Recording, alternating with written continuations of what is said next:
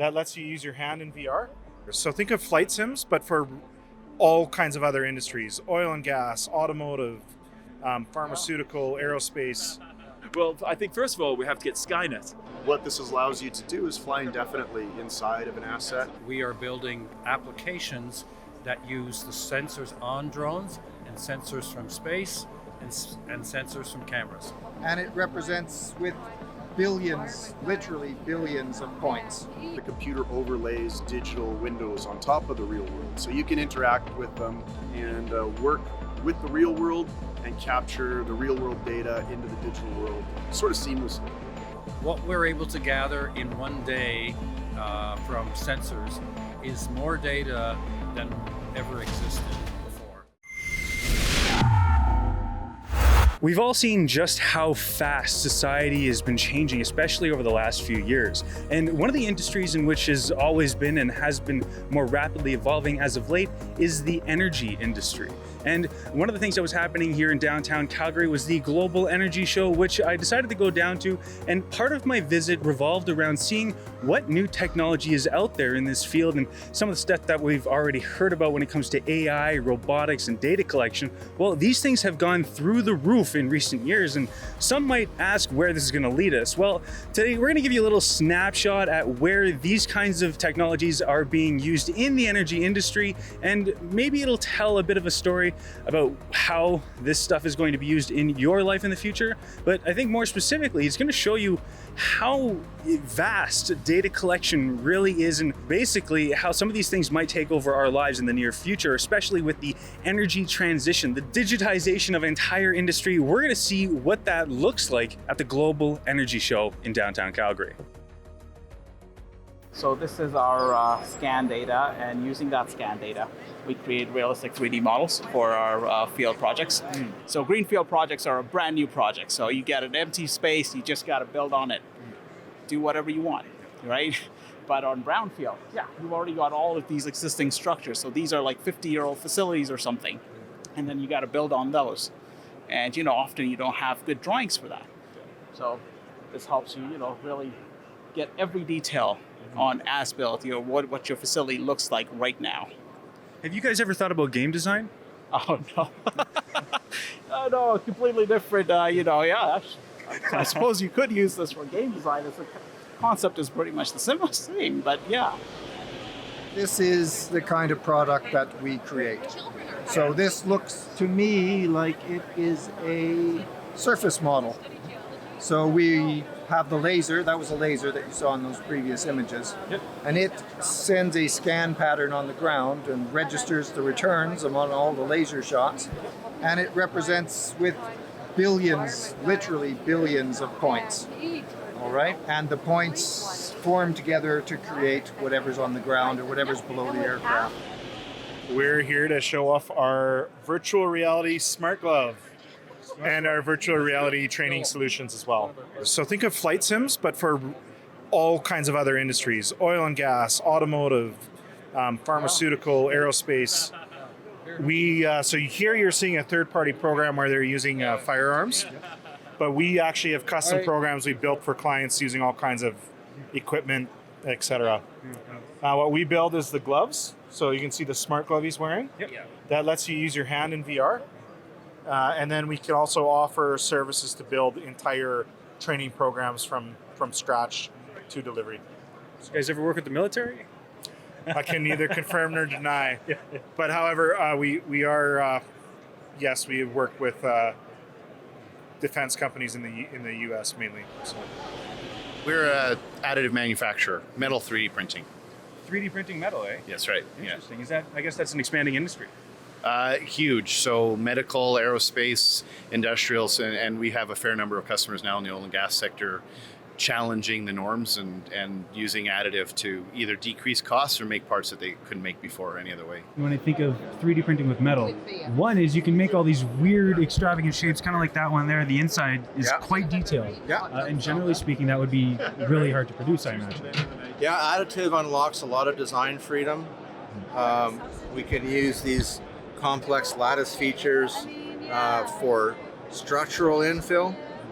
We can also use them to produce novel and very efficient heat exchangers. So you've got no communication between the red and the blue, the hot and the cold zones. ESI is a software cloud that uses artificial intelligence to extract all of the legal obligations from documents. So we're like a document dissection service. You upload a 40, 50 page document, we triage everything that's within it. These sentences contain obligations that you absolutely must do or you're on the wrong side of the law. These sentences have recommendations you might want to consider doing, and the rest of it is descriptive text that you might be interested in, but as far as staying on the right side of compliance, it's not relevant to the kind of things that you need to know about or need to map into some sort of a management system or a reminder task system. Speed, productivity, time to compliance, accuracy and consistency, these are really the value propositions upon which our service is built. So when are we going to see Hal? You and Frank were planning to disconnect me. And I'm afraid that's something I cannot allow to happen. Well, I think first of all we have to get Skynet, and then Hal comes a little bit after Skynet once we work it out. Our AI is actually it's all about linguistics and syntax. So it's all about how the language is spoken, how the language is written, and we tease out the context of what these phrases and what these sentences mean. So it's a very different way to kind of use AI than crunching large numbers, which is a big part of the value prop that they have in other industries. But that's what we do. This is a spray coatings application arm. It's used to go into confined spaces and put on coatings where it's dangerous for people to work.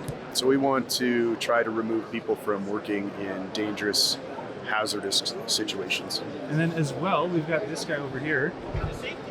This indoor drone thing, what is this? Yeah, this is an indoor UAV. So this one is special because it's tethered. Most other drones are not tethered, but what this allows you to do is fly indefinitely inside of an asset with unbroken communications. There's no interference that can get in the way. Plus, nobody can steal any of your data that you're transmitting. But yeah, it can fly indefinitely. It's got 32-point LiDAR. It creates a virtual bubble around itself so it can't run into anything. And it's got a 4K visual system on it, so you can do visual inspections. You make me wonder, actually, the fact that it is plugged in, that is quite valuable when it comes to data theft. How burdensome is that on the industry? I'm not sure entirely, but I do know that a lot of them are asking for it. And perhaps it's a preventative measure, right? They just want to make sure that they're protected. But defense contractors, for instance, people building sensitive infrastructure, warships, submarines, that sort of stuff, they want to make sure that when a vehicle like this is flying around inside of their assets, doing inspections, that sensitive data isn't being transmitted. So it's very important to that sort of niche industry, defense industry. So I've seen the virtual reality headsets that some people have, but this is a little different. What is this? Yeah, so this is augmented reality. So what's different about this is these are a set of glasses, and you actually get to look through the glasses and always see the real world. But what happens is the computer overlays digital windows on top of the real world. So you can interact with them just like you would with any other Windows-based system. And so, yeah, you can run your applications and work with the real world and capture the real world data into the digital world sort of seamlessly. We use the DJI platform for our drones, but we are building applications that use the sensors on drones and sensors from space and sensors from cameras. And we've got two world applications, one wildlife management around assets in the EMP, including tailing ponds, where the optical AI will advance the ability to manage that environment. How fast is this industry expanding with AI? Daily. It's probably doubling. What we're able to gather in one day from sensors is more data than ever existed before and stored. It's moving so quickly. So what we're doing with AI is really bridging the gap between data collection and making data usable to our customers. And what we're finding is that it's really hard to not get the data. The drones make it super easy, but what do you do afterwards? What the AI is able to do is we've inspired it, basically inspired by the human brain, which is a neural network, but we're able to add multiple data sets that the human brain just can't handle at once and make them interdependent. So with doing that, we're able to then take a look at a lot of historical information and compare that to what we're seeing today, which allows us to learn from the past as we're making decisions in the future. You're using a multitude of different kinds of cameras, infrared, regular cameras. To what extent is that amplified, what you guys are pulling in? Yeah, so I think that the sensor is always specific to the application, right? So the ability to process that data, whether it be from a thermal or an infrared or a LiDAR sensor, just enhances the information that we can give to those customers and make it a little bit more usable to it. The real challenge has been, it's not easy to go out and run a LiDAR piece of equipment or go out and run a thermal piece of equipment if you don't know how. By mounting these on very simple to use consumer-friendly drones and allowing our AI engine to process that data, it'll tell the difference between a thermal and an infrared image and also make the best use of it that way. So AI, some people think AI is going to take everything over. What are the limitations and where are humans going to play into an AI-driven economy, let's say?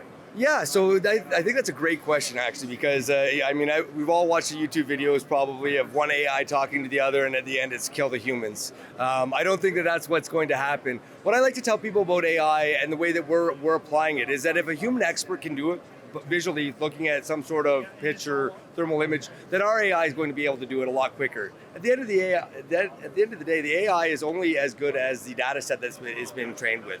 So we can get into a deep learning algorithm, but we're still providing the data sets around it. So the human interaction will always be there in that we have to tell the AI what it is. That expert interaction is always going to be the basis of the AI. But what it allows us to do is take that expert and simulate him over multiple places. We can only have one fire expert watching where a fire goes. With the AI, he can be watching multiple fire fronts and helping inform the right decisions for that operational scene. All this stuff is pretty cool, and I look forward to seeing where it takes us into the future. But I'm left wondering, what's going to happen to the common man when the workforce turns into a bunch of robots controlled by a neural network AI? Maybe it'll bode well for us, but who's to say? And as well, right now we're seeing the energy industry go through a transition period, as those inside the industry are claiming it to be. And this would look like a transitioning towards green energy. And part of that is the digitization of the industry, something that I think we can all probably unfortunately look forward to in the near future, as we're seeing the digitization of every single industry, most notably when it comes to our personal information. Now it'll be your personal information, it'll be your work, it'll be your family life, it'll be the energy you consume, the stuff you put in your car. All of it is going to be monitored to a T, and the information collection that's taking place right now, it's something that we have not seen before. And who's to say where that's going to lead us in the future? I want to thank you guys for tuning in. For Rebel News, I'm Sidney Fizzard. Go to rebelnews.com if you want to see the full other side of the story, and that's where you can go to donate to our independent journalism, which is brought to you by you, so we always appreciate it.